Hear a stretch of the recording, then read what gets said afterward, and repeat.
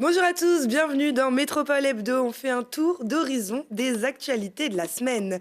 Et ça commence mardi soir sur une scène plus habituée à accueillir des artistes où se sont retrouvés les représentants de l'État, de la métropole, des communes de Grenoble, Échirolles, Saint-Martin-d'Hères, Pont-de-Claix et Fontaine pour signer le contrat de ville engagement quartier 2030.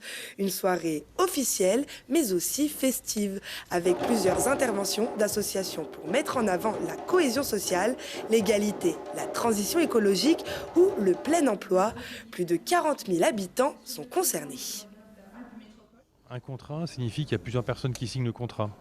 Là, il y a 5 communes et la métropole et l'État.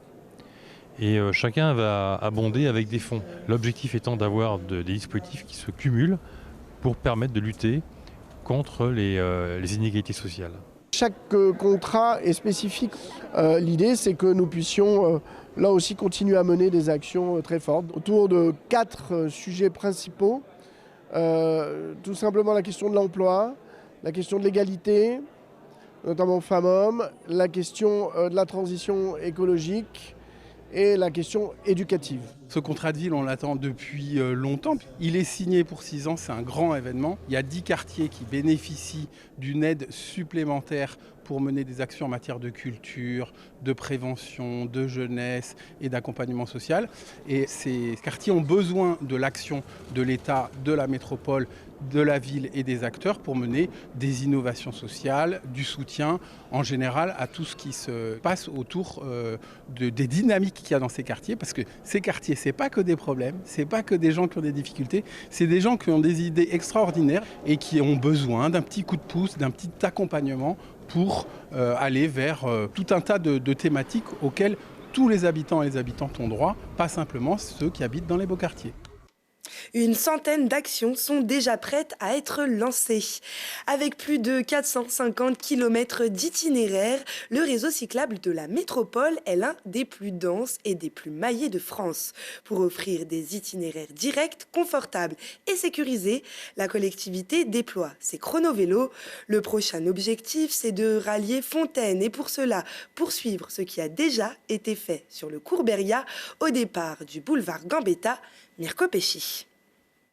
La piste chrono-vélo va bientôt relier Fontaine à Grenoble. En passant par le pont du Vercors, l'axe 1 va traverser toute l'agglomération d'ouest en est pour s'ajouter aux 34 km de pistes cyclables qui relient les points importants de la métropole. La chronovélo aujourd'hui elle s'arrête tout net au carrefour du cours Jean Jaurès et de la partie haute du cours Beria. Il y a surtout un enjeu de connexion entre le secteur de Fontaine, c'est-à-dire de toute la rive gauche du Drac, au-delà des communes alentours, en direction de Grenoble, puisqu'il nous manque cette connexion avec un axe cyclable structurant et sécurisé. C'est une demande très forte qui s'exprime. Après, vous savez, les tracés font toujours l'objet d'études, de consultations, ils ne font jamais l'unanimité quel qu'il soit, mais encore une fois, cela fait presque 2 mandats qu'il y a eu des discussions. Il est temps maintenant de passer à l'action.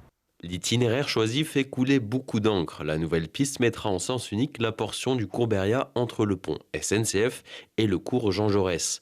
Un choix que les unions de quartier ne comprennent pas. Qu'est-ce que c'est qu'en fait ces mesures, alors qu'il y a une solution alternative, qui vont engendrer des nuisances certaines en fait pour les habitants. La solution, elle consiste à maintenir le double sens et en gros à supprimer une rangée technique sur laquelle il y a des arbres. Nous, notre préoccupation, c'est que ça soit débattu et que ça soit démocratique.